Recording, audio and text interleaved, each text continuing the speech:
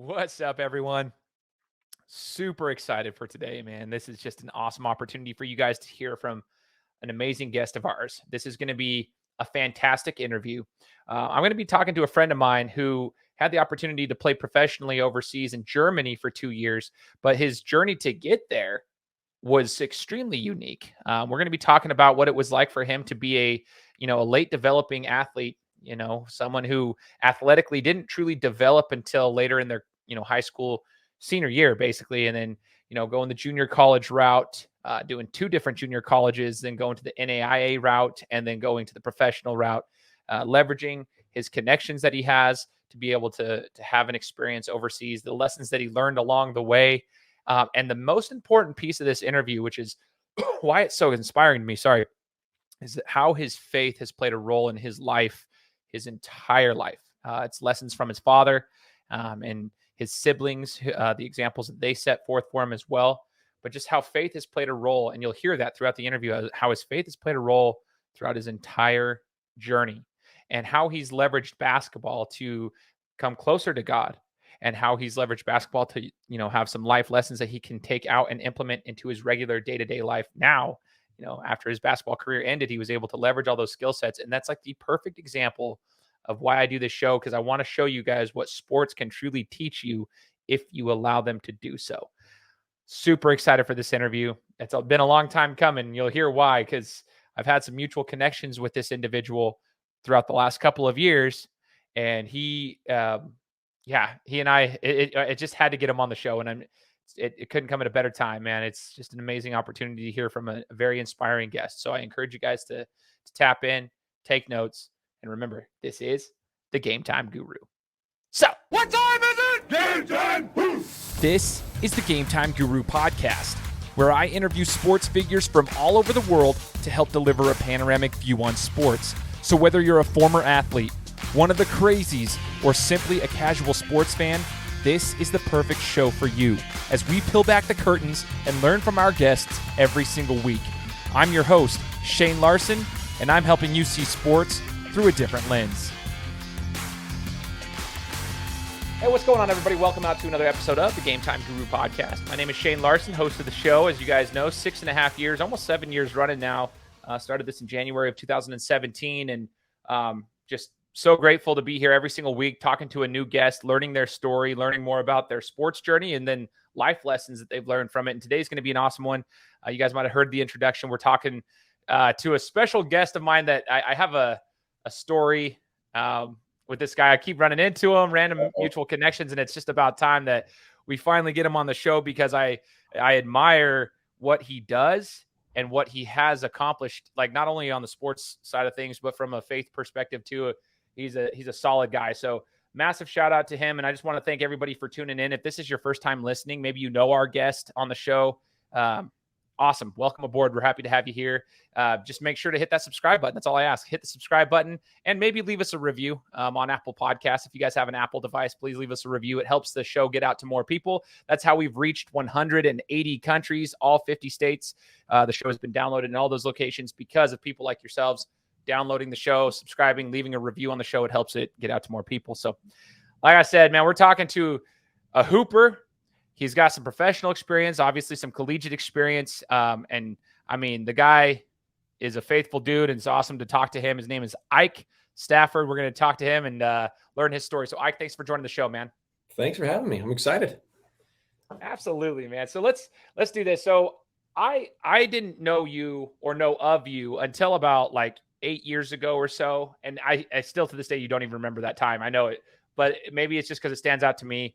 I've told people this before. I was playing in a 3-on-3 basketball league. I believe you were just filling in for a friend. I don't even know which team it was. I don't know. It could have been Quinn Brown's team or Jake Bauer's team. I don't know who it was. Randomly, you were there. Friend of mine named Porter Marshall tells me, hey, you got to guard Ike. We got to be careful. He's like talking about this guy named Ike. I didn't know who Ike was. I know a lot of hoopers in the Valley just from being around. I didn't know who Ike was. I was like, who's this dude? And then I found out why Porter was like, hey, I'll guard him. Like Porter was very adamant about like guarding you. And then it took about 2 possessions to figure out, oh, okay, this is Ike. All right. So any shot, couldn't stop you. You were just hitting shots, and you didn't even like talk, because you weren't even on that team. You were just filling in. And then you didn't even say anything after you were just like nice. You're a silent killer.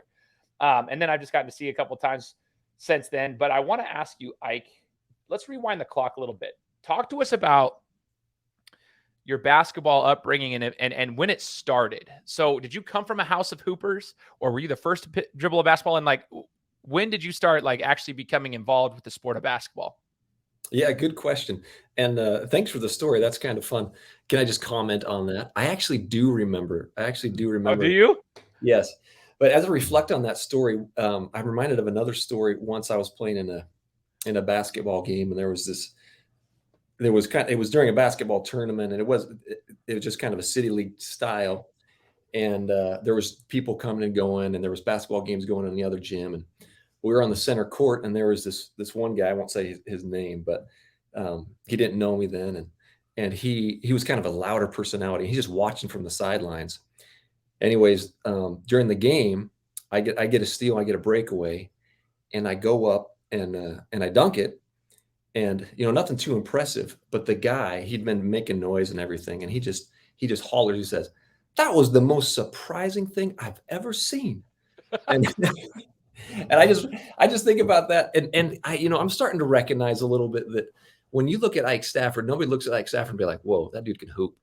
And I'm not the greatest basketball player, but I recognize that my appearance doesn't always reflect the amount of experience and the time that I've spent in the gym, and the Lord's really blessed me with some athletic talent as well. I'm older now, obviously, but yeah, I surprise people. That's my message.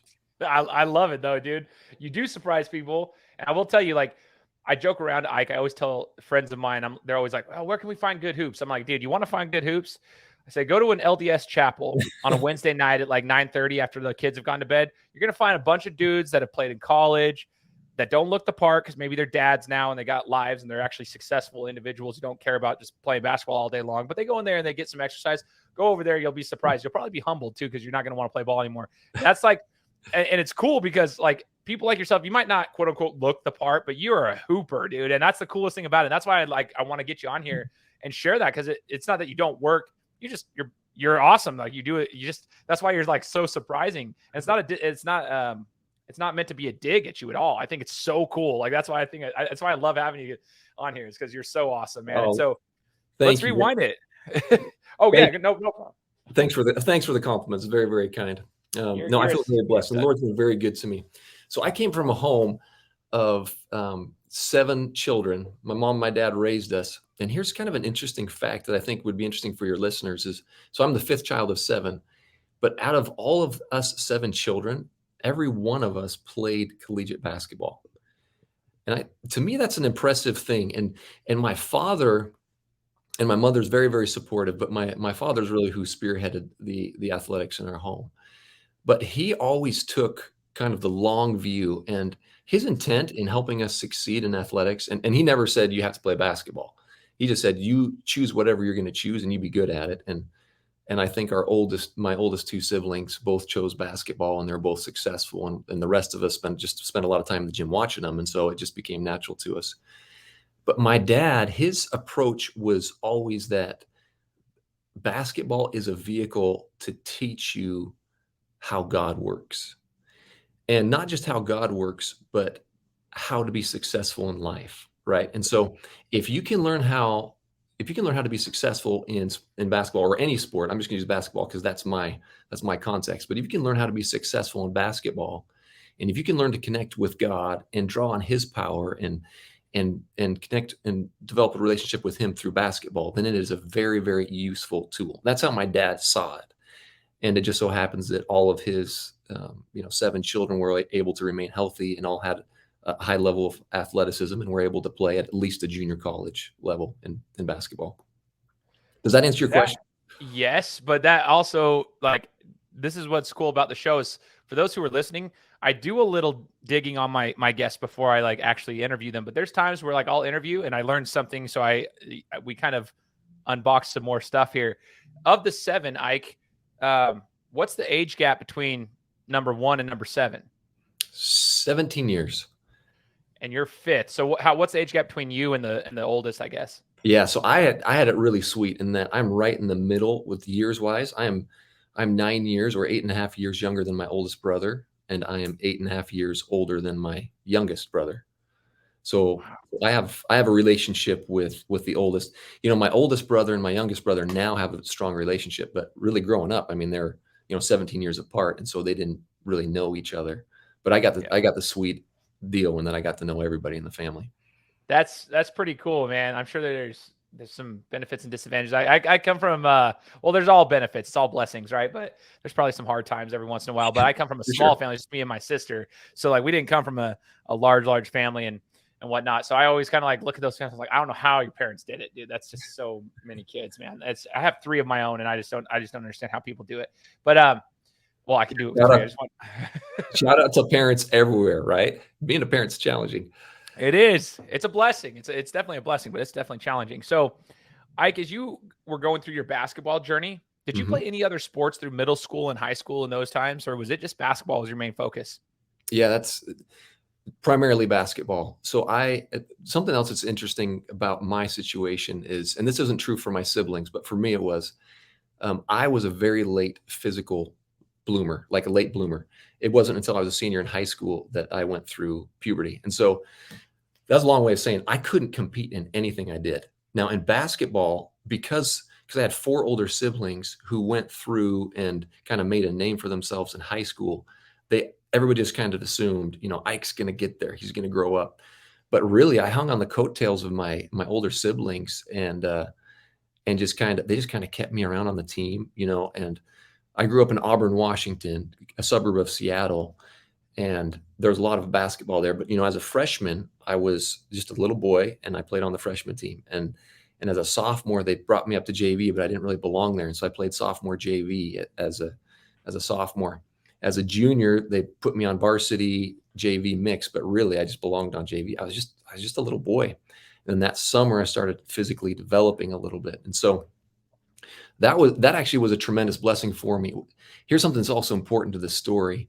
My dad, again, he takes the long view, and I'm just so grateful for who my father is. Now, I also should say this, just like all of us, our family has challenges, and my childhood was far from perfect.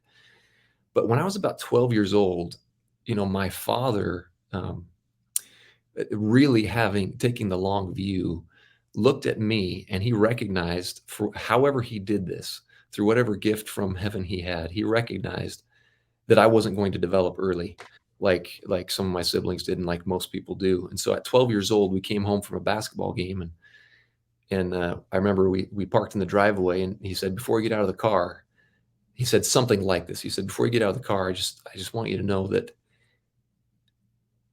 the next several years of basketball are going to be really hard for you. They're going to be challenging for you. But if you continue with it, the rewards will be great. And so he didn't say, hey, you need to keep going because you're going to be small. But he was able to see and foresee that the next several years, as 12 years old, as people are starting to develop, I was still going to be behind. And he had the foresight and the intelligence and the spiritual gift to say, you stick with it, you persevere. You don't have to, but you stick with it, you persevere, then the reward is going to pay off for you. Wow, dude. Shout out to your dad for being able to see that kind of stuff. You know what I mean? Like, and being susceptible to the spirit of like what he's like. He can see that. He knows his kids. He knows the process. He understands them. And that's really cool, actually, to me. And anyway, I think that's awesome. Yeah. And you mentioned, go ahead. Yeah, I just about my father, my father taught me a lot of lessons about God and basketball. And my father's a truck driver. And so he'd be first to tell you this. He spent his career praying, because he's in the truck for the majority of his daytime and a lot of vacant hours. And so he's just prayed for his kids. And, he taught us to pray. And he say, you do everything you can. You work as if everything depends on you, and you pray as if everything depends on the Lord. And that's how I was raised. So, to separate basketball and faith in God, like I can't. Like they are one and the same. That's my context for sports. That is so cool. Like, oh man, this is why I wanted you on the show, and I didn't even know these things. This is so cool. I'm geeking out. By the way, if you see my head go down, I take notes on my phone while I'm talking to you, like if I have something. So I encourage everyone else who's listening to do the same thing. I always encourage people to take notes. If you hear a golden nugget, jot some down. We got golden nuggets here. That's why we have these guests on the show.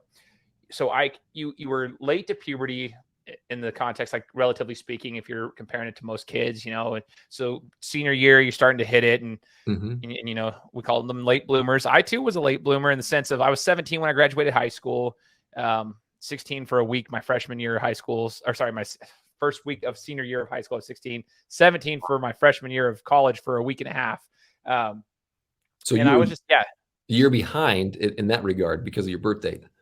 Yeah. So my birthday is the very end of August, and it was just weird because, yeah, I just remember I was 17 and my freshman year at Boise State University, we started on like August 20th or August 18th or whatever. So it actually was like a week and a half of school that went by before I turned 18. So I was like, yeah, I'm a 17-year-old freshman in college.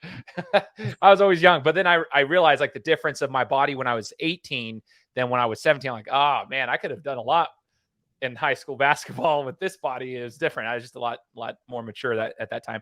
So I guess with that question though, as we unbox that, there's a lot of listeners who are probably like late bloomers too. They're not, you know, they're progressing athletically little by little, but they might see their peers like starting to peak a little bit earlier. And so they get caught up in the rat race of like recruiting and, man, I'm not going to make it to the next level and blah, blah, blah, blah. And they start going down this rabbit hole of like negativity and they start feeling down on themselves.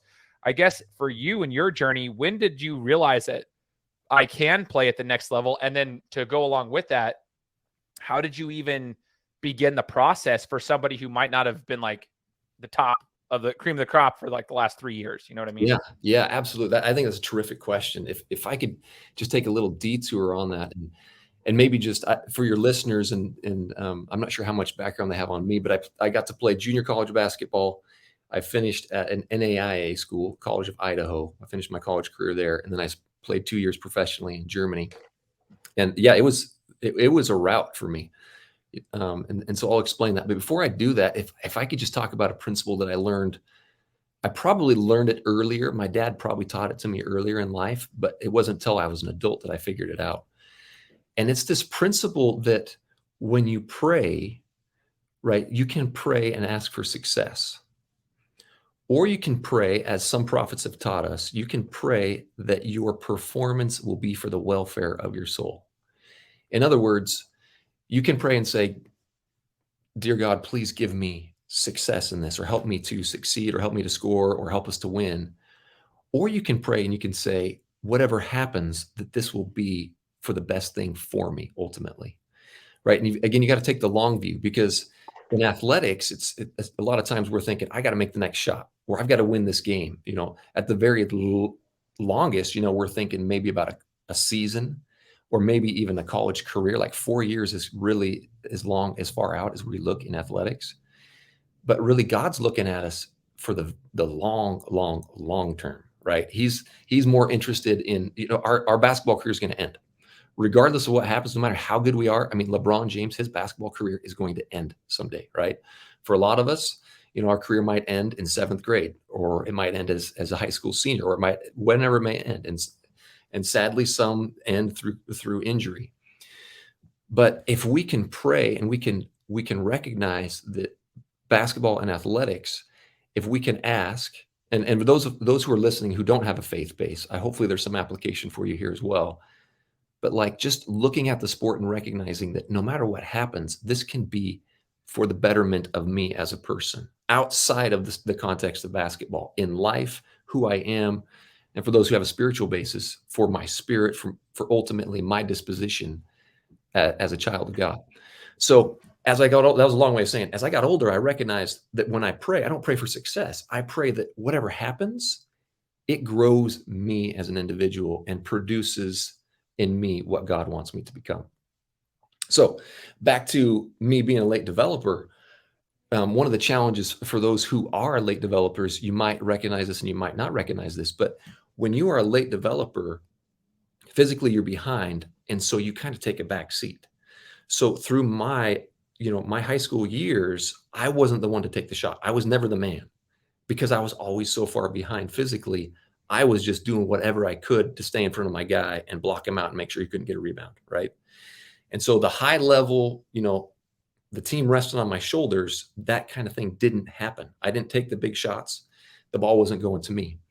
And so it took me a long time to overcome that as I left high school. Now I had the benefit of a 2-year mission for my church. and that helped cause me to mature and to recognize some things. And then as I developed in college, then it really wasn't until my sophomore year. And Shane, I'll be honest, if like I have to see the hand of the Lord in this because it doesn't happen any other way. It was the last month of my season as a sophomore in college that I finally figured out I can play, I can ball.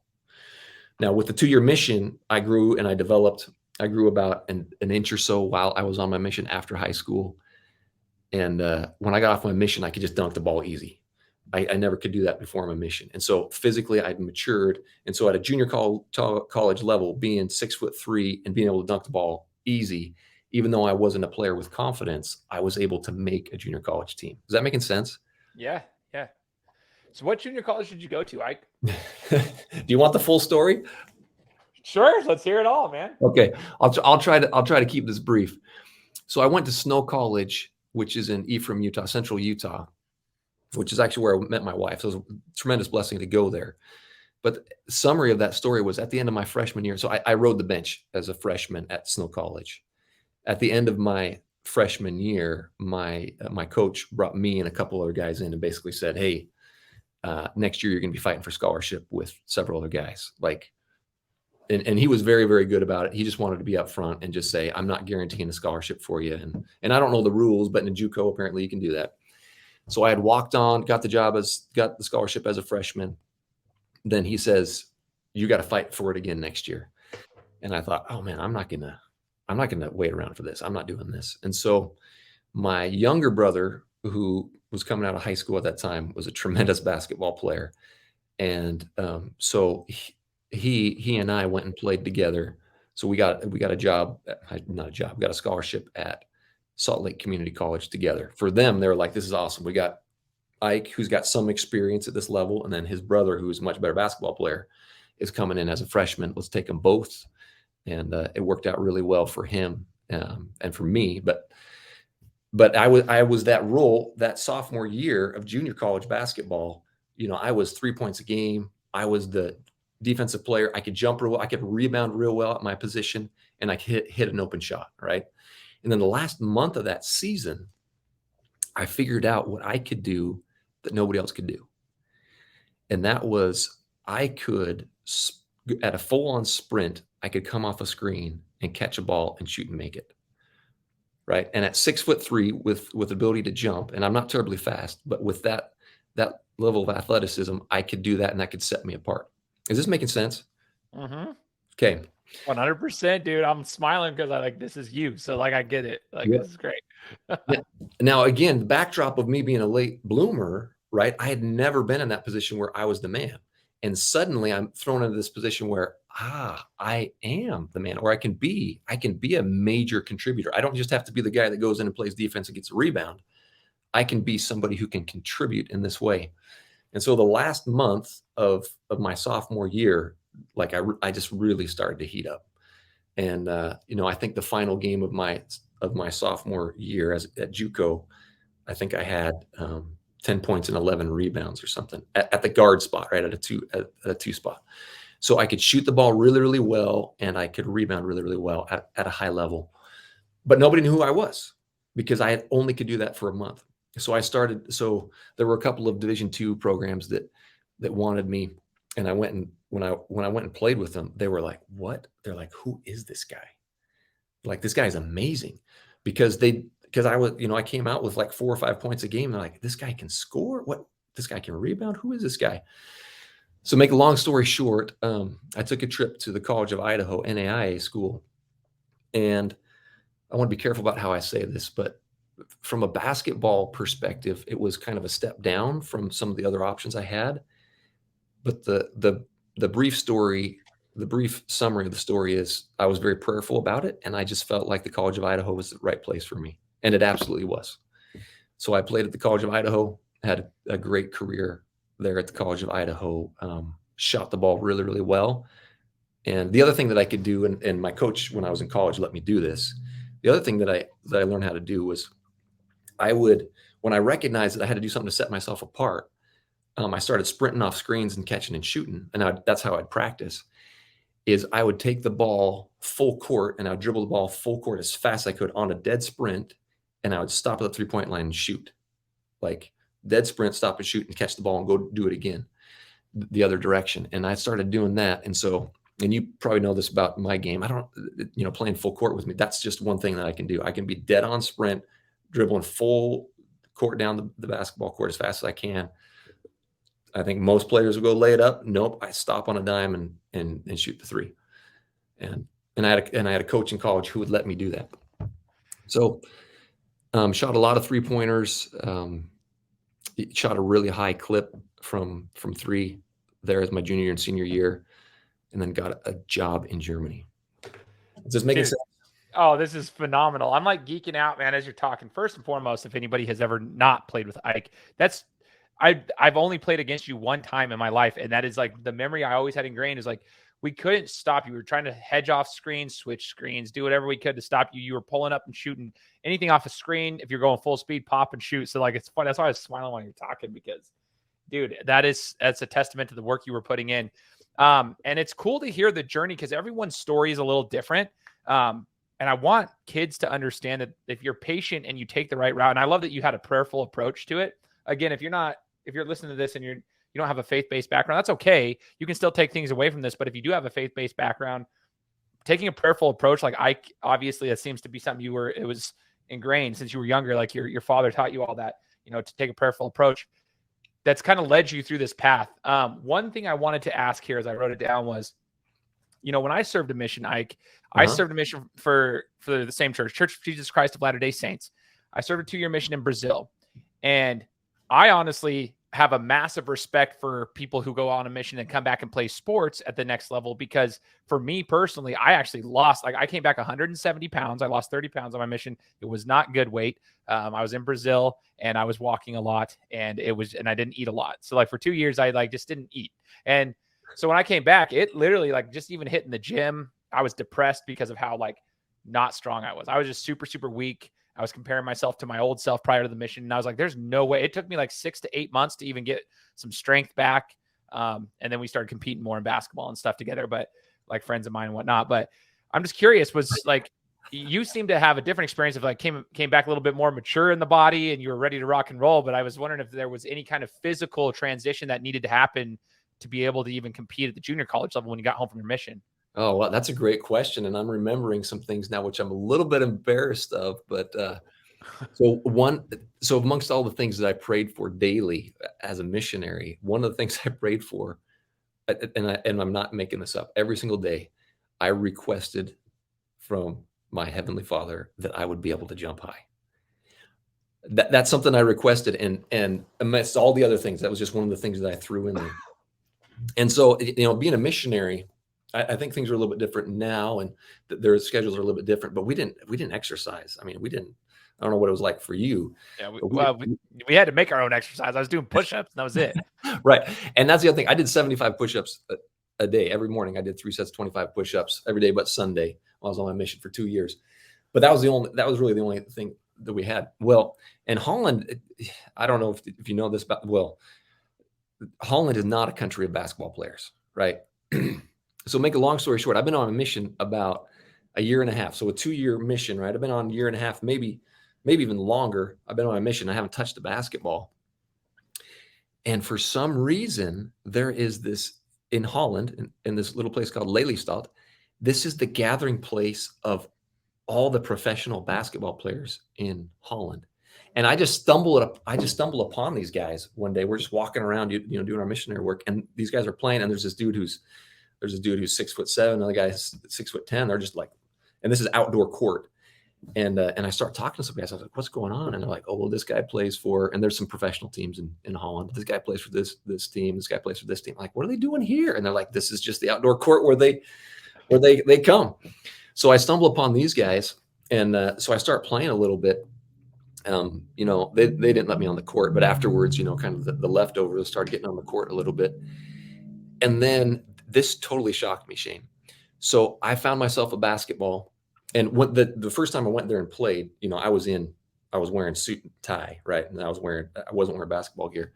So I got some running shoes on and a couple days later, I went and found another court that was more close to where we lived, and I got a basketball, and I went up, and I jumped up. Like the first time I got on the court, I just went up there and shot a couple layups, and I jumped up, and I just flushed it real easy, and I was like, oh, that's weird. And so then did a couple more, and I was like, oh, okay, cool. And I was like, oh, well, this hoop must be about 9'6". That sounds about right, 9'6".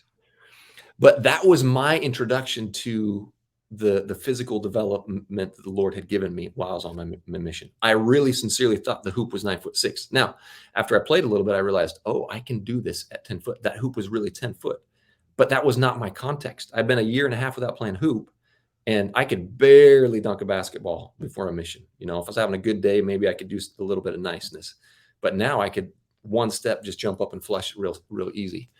And so that's the answer to the question of the mission actually physically was a blessing for me as I was developing. That's so cool, man. Oh, that's so awesome. Yeah, nowadays I hear stories of like missionaries that are, they get, and that's okay. Like if they have like a Division I offer that they're going to be able to play when they get home, sometimes their mission presidents will give them approval and stuff to go to a certain gym and whatnot. And I don't judge any of that. I personally didn't have that. In fact, our workouts where we walked literally almost 20 miles a day, and I wore my shoes out with the holes because I couldn't ride a bike or drive a car in Brazil. So we had to walk. And it was 100 degrees outside and humid. So that was my workout. And that's why I came home 170-pound stick who couldn't move. And I was weak. It's all good though. We had a lot of blessings from that experience. As you go from junior college to NAIA at the College of Idaho, I want to remind the listeners too, I had Colby Blaine, who's the current head coach of College of Idaho, national champion. I had Colby on my show about 2 years ago, sharing his story about College of Idaho. Obviously, I played prior to that because Colby's my age. But the transition from junior college to even NAIA, I know you had mentioned technically it was like a step down for some of the other schools that you could potentially played for, but what was the biggest difference, would you say, from your junior college level at Slick to that of College of Idaho? Was there a difference in physicality? Was there a difference in speed of the game? Or did you feel it was just another, it was just about the same thing? It's just everybody playing hoops. Yeah. It might be different now, but 2005, when I made that transition, going from the junior college that I went from at Salt Lake Community College and that league that was there. And I recognize that not all junior college leagues are equal, but for me, the difference was athleticism. It was a step down then, and it might be different today, but going from that junior college league where I was, but I had teammates, the team that I was on, Raquelin Sims went to Kentucky, and Tika Wesley went to Utah Valley. I think we had 4 or 5 Division I basketball players who were on that junior college team, right? Did that answer your question? And again, it might be different today, but that was 2005.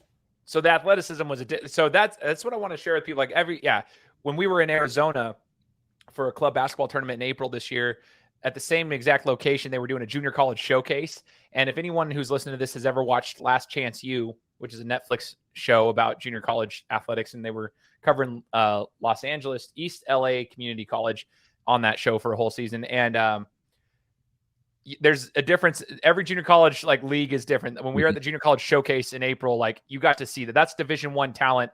You go to any NAIA school or even Division IIs that are around, those junior college athletes are going to run all over them. There's a variety of reasons they might be playing at a junior college. A lot of them are bounce backs, and some of them are just grades and whatnot. But there was the physicality. I mean, you got 6'7" wings just flying down the court at 185 pounds. It's just wild. So there's levels to it. So that's what I was wondering, how it was at Slick compared to there. And it sounds like you had a lot of solid athletes there. I also had a question here that just randomly popped up on Salt Lake Community College. Did you have any other return missionaries that were playing with you at that time? Do you think that played a role in anybody's recruiting and their physical abilities as well, just because they had 2 extra years on them? Oh, that's a good question. We had Tika Wesley, who was a return missionary. Is that true? I'm trying to think of who was on that team. You know what? I'd have to scan to be able to answer that question accurately. No, that's all good. That's all good. Don't stress that. I was just wondering if you knew off the top of your head. Now here's the other thing. You talked about playing in Germany, right? I've had a couple of hoopers on my show that have played professionally overseas in different locations. I even had Sean McCaw, who's had quite a career in Germany, and he still lives there to this day. And I've talked to a couple people about their experiences overseas. First, I want to know, when did you know? Because you talked about like at the end of your sophomore year, you knew that you could go, like that's when you started to heat up, and then you could go to another school, like a 4-year. Well, when in your journey at College of Idaho did you realize maybe I can get paid, to go play this game, whether it be overseas or whatever? Yeah, so this one's not really fair to anybody else, but my oldest brother, he played for 9 seasons in Germany, was an all-star in the first division in Germany a handful of times, and won a couple of German championships. And then when I was there, he was a coach. And so the short answer to that is, I maybe could have got a professional job somewhere in Europe, but we didn't even try. We just said, "Hey, Ike, you're going to use," and my brother and I get along really, really well. And so, and in fact, he was a tremendous mentor for me all through, the gaps that my father couldn't fill, my older brother did. My father didn't play college basketball, but my oldest brother had been there, had been successful at that level. And so he mentored me through college, and then professionally, we just said, "Hey, we're just going to use my agent, and we're going to look here locally, and we're going to try to keep you close to where I am." And so it's a long way of saying, through the network of my brother, that is how I got my job. Now I had, I averaged 17 points a game at the College of Idaho, and I had good game film, and so on and so forth. So I could play the part, but we didn't really market myself. We just slid into his network. Does that make sense? That's and hey, man, like, why is that not fair? If anybody reads books, The Power of Who, that's a huge book about leveraging your social capital that you already have. You know what I mean? Like it's part of the game in today's life, like today's world. Like that's why you build relationships with people and have relationships with people. You had your brother. I think that's awesome. That's the cool, unique part of the story that, people want to hear. Like, oh, okay, but you still went over there and you competed. So this is where I want to hear about the professional level of Germany. I'm curious your thoughts on it. You kind of alluded to it at the Helix Performance Mental Performance Camp. So the Helix Mental Performance Camp, you spoke and you talked about the physicality and what's allowed and what's not. I mean, some of the rules are different. And when I talk to guys, man, they'll tell me like, "Oh, I thought I was going to go over there and just stomp everybody because I'm from America." And a lot of ex-NBA guys will go overseas, and depending on the league they're in, they actually don't compete as well. Some of the rules are a little bit, sometimes it's harder because of some of the rules. The team defense tends to be a little bit better over there in some locations. So I just want to know your story of your time over in Germany. What was a hard transition? What was some of your favorite memories, etc.?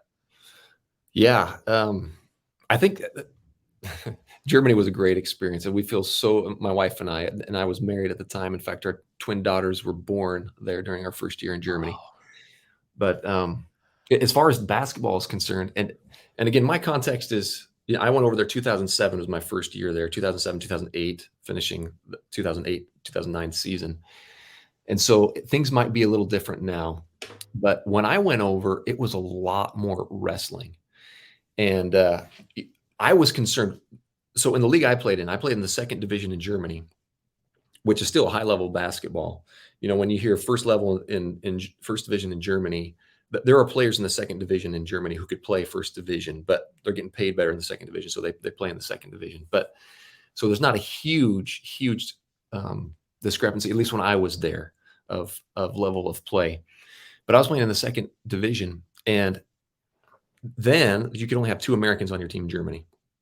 I don't know what the rules are today, but you could only have 2 Americans on your team, and everybody else had to be a European on your team. And so as an American, you had to score 18 points a game or you got sent home. There was no, "Oh, we're gonna work through this." It's you get sent home. If we're gonna be paying money, we're in the second division and we have limited budget, and we're giving our money to these 2 Americans, like they need to perform. And so when I first got there, I was really, really concerned that they were going to send me home before the season even started, because I couldn't figure it out. I couldn't figure out how to get open. And to be honest with you, it was pretty scary for me. I was like, I'm going to go over to Germany. I'm going to fail. But we finally had our first friendly, as they call them, friendly basketball games, where we had some game film, and I was able to see what was happening. So everything prior to that was just with my team, and I wasn't getting the job done. I was the American, but I definitely wasn't outperforming everybody on the team. So we had our first friendly, and we got to play against another team, and we were watching game film, and I looked at the coach paused the game film, And he said, Ike, you have to get open. And I'm like, I know this. I haven't been able to get open. I'm a shooter. I need to get distance, and I need to be able to catch the ball and shoot it before my defender's on me. I need to get open. I get this. So he stops the game film and says, Ike, you need to get open. And I'm looking at the game film, and how do I describe this to your listeners? Looking at the game film, and the guy who is defending me, my defender, has his back to the ball, so he's face guarding me, and he's got both of his hands lynched onto my biceps. And my coach pauses the game film and says, you've got to get open. He didn't tell me how. He just says, you got to get open. And I realized at that moment, I was like, okay, in America, you can't do that. That's not allowed.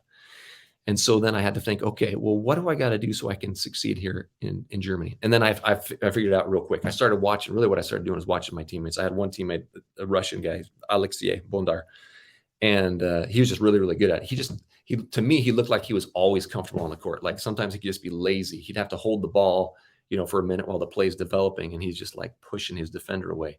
And so I just started doing things that Alexei did to get open. And so I learned, when I say there's a lot more wrestling, maybe holding, not really wrestling. I mean, underneath the hoop. I'm just trying to think of, if you're a big guy in America going over to Germany in 2007, I would just imagine that it would just be so strange, because the weird body positioning, like it really might be a good idea to go learn some wrestling moves before you go play basketball in Germany in 2007. So I was able to, that's a long way of saying I was able to figure it out. And of course, I see the hand of the Lord in that, and the teammates that I had and the coach that I had who helped me, who paused that right at the right time. Like the Lord let me struggle. I'm praying for help and support. And he got me to that point where I'm almost in despair. And then he didn't tell me the answer, but he let me discover the answer of how I could be successful there. How did you get open, Ike, when guys are grabbing your biceps like that? It's really fun today, because I love it today when somebody holds me, or when you drive to the hoop and you've got a defender who puts his hand on your hip and is like pushing you so you can't go where you want. I love that, because I learned what to do there in Germany, and I don't know how to describe this verbally without being able to demonstrate it. But when somebody puts their hands on me, it's so awesome, because then it just allows me to create space so much quicker. As soon as their hands are on me, like I can get them off balance and I can move. So I love it today when people, ever since I played in Germany, it's been a tremendous advantage. When I was in college, I remember in college, I can remember a specific game, complain and say, this guy's got his hands all over me. He's pushing me every time I try to dribble to the hoop. I didn't know. Yeah, you just get him a little bit off balance and you push, you slap his arm off you, and then he's further off balance and you're right around him. Total advantage to me now. But in college, I just didn't know how to do that. Dude, it's so cool to see like the progression of your game and how like Germany kind of taught you that. That's super cool. If you look back at your Germany experience, that's one of those cool stories. Do you have like a favorite game or a favorite memory that you would be willing to share? I have a couple of funny ones.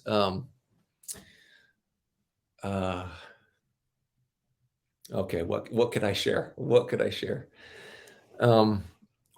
I think this is helpful, maybe to your listeners. So one time we had, the organization that I was in the second division. The name of my team was Breiten Gussbach, and we played, and we were the farm team, if you would, for Bamberg. So Brose Baskets Bamberg, and they. So when I arrived my second year there, Brose Baskets Bamberg, the first division team that we were the farm team for, they had 4 players. It was the year of the Olympics. They had 4 players on that team who were playing in the Olympics with Dirk Nowitzki. This is the time, the era. Shoot. Yeah. Okay. So, and including the head coach. The head coach and 4 of the players were in the Olympics, and we're back. And so long story short, I get pulled up. I get to play in the first division for a couple of friendly games. For 3 friendly games, I get to play. And I don't know how much of this story I should tell. Yeah. I think what's valuable for your listeners is that I averaged over 18 points a game both seasons that I was there in Germany. But when I got to play at the first division, we got to play some friendlies.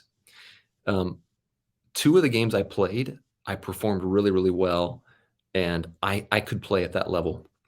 We had a friendly match, a friendly game against, golly, what was it? I can't remember. The Opel Skyliners. I don't remember what city they're from, but they had won the German championship the year before, or Bamberg had. I don't remember whether it was us or them, but the top 2 teams in the league. And so it was this rematch, this friendly rematch, and it was, kind of hyped up. And sorry, the story's getting long, but to abbreviate the story, what I remember, there was this guy guarding me, and he was 6'6". I'm 6'3". He's 6'6", and he probably weighed 210. I'm at 185. I played at 185, so really small for professional basketball, really thin. So he was probably somewhere around 210, and he was about 6'6", and he was faster than I was, and he knew what I could do. And I remember that I couldn't get open this time, but it wasn't because I didn't know the tricks. It was because he simply was so much of a better athlete, and he was better trained, that he knew how to prevent me from doing what I needed to do. So that was just my way of saying I found my upper limit in that game. If somebody's got 6'6" and that level of athleticism, you can shut Ike Stafford down, because I just have an upper limit. I have a limit of athleticism. And I think for your listeners, that can be helpful to recognize that, like, the Lord has given us all varying degrees of athleticism. And there just might come a point where the Lord says, it's time to step away from basketball.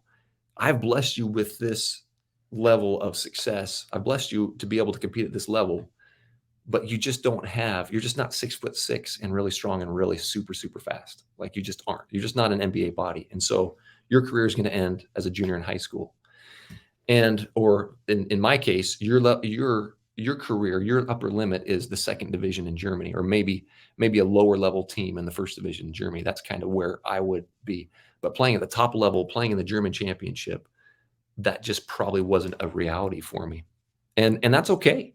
The Lord has blessed me with tremendous talents, and those whose career ends in junior high or in high school or as a sophomore in college, like, the Lord has other things planned, and it's not a terrible thing when our careers end, unless, sorry, I'm going a little bit off in the weeds here, but if our identity is totally wrapped up in sports, if my identity is a basketball player and that's the only thing that matters, then when my career ends, like, life is rough. But if I can recognize that basketball is not my identity, basketball is not who I am, basketball is a tool to get me closer to God, or at a minimum, it's a tool to teach me lessons to be successful in life. And so when my career ends, that's okay, because now I'm going to go off and be successful in this realm. Now I'm going to be able to contribute to my family or my society or my community in this realm. My identity isn't an athlete. My identity is, I've got something much more important in me, and that is a contributing member of society. And for those who have faith-based, I'm a son of God, and He has a plan and a work for me to do. It's so awesome, dude. And so, as we're wrapping it up, Ike, I've learned a couple of things. If I was going to ask you, if you can give advice on, like, what's the biggest life lesson basketball's taught you, there's a couple things that I've taken away from this interview.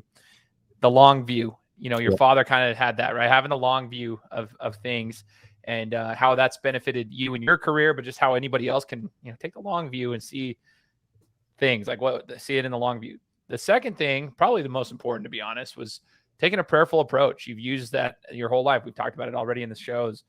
Taking a prayerful approach to everything that you're doing, build your relationship with God. So if you guys are faith-based, if you're not, whatever that means to you, but taking a prayerful approach has obviously helped you along in your way. But is there anything else you would say that, basketball has taught you in your life, like a life lesson that you've been able to take, the parallels between basketball and life? Share one of them if you can, as we wrap it up. I think I would just share with your listeners what basketball has taught me. I think I'll share a lesson from my brother that he said a few times, my older brother who mentored me. He says, you play basketball like you live. And so, and what he means by that, when he said that, and what I've took it to mean anyways, is that if I cut corners, when the coach says, run a suicide or run 16s or whatever, and touch 16 lines, if I stop 6 inches short because I know the coach isn't looking, like, I'm going to cut 6 inches short in everything that I do in life. Like, you play basketball like you live. And so if you want to be an individual who wants to be trustworthy, an individual who people can count on, if you want to be an individual who is diligent, then play your sport like that. Don't cut corners. If you mess up, fess up to it. Play basketball, play your sport like you want to live. And then the second thing I would add, I know you asked for one, but the second thing I think is the most important is like your identity. God has you in mind in the long run, and he's got a long view of you. And so your identity is not an athlete. Your identity is son or daughter of God, and he's got stuff for you to do. And so when we fail in athletics, we recognize God's got a plan for my failure, and he's got something better in store for me. And he always does. We trust in him. He always has something better in store for us. If we can keep in mind that our identity is his, our identity is being his, our identity is not as an athlete, then we can be successful in all aspects of life. Then God can translate our efforts in sports to whatever it is that he needs us to accomplish. It's so awesome hearing from you. I had one question pop in my head, Ike, and as I know we got to get wrapped up here soon for you, but I just have to ask this because there's a lot of athletes. I'm around a lot of the youth athletes. I coach basketball, 16, 17-year-olds in the club level. I'm around a lot of the high school football players around the valley here in Idaho. It's interesting. Here's how I'll phrase it. I'm trying to see how I can phrase it. Faith has been a big part of your journey throughout the entire thing. And I want to know how being a Christian and loving Christ and knowing Christ yourself, right? Like just knowing Christ, how that has benefited you. And maybe it is just that you've answered it by saying that your identity, you know that your identity is in God. It's not in the athletics that you're playing. But like some people, they think it's so hard to be a Christian and be a top level athlete. Right. But you've played at the professional level, you played at the collegiate level, at two different levels at the college level. Some people think it's so hard to be a Christian and be an athlete, like love God and stuff. But I want to know for you, like, how did it benefit you? Did you feel like it was more like because for me, I don't know if I could do it without it. Like, I don't even know how I could. It's almost like a guide, like a compass, without it. So I don't know. I just wanted to get your take on it. It's hard for me to phrase that question. Yep. I think what I would say is, playing basketball at a high level and being a Christian and trying to be a disciple of Christ. I'll just say it that way, trying to be a disciple of Christ.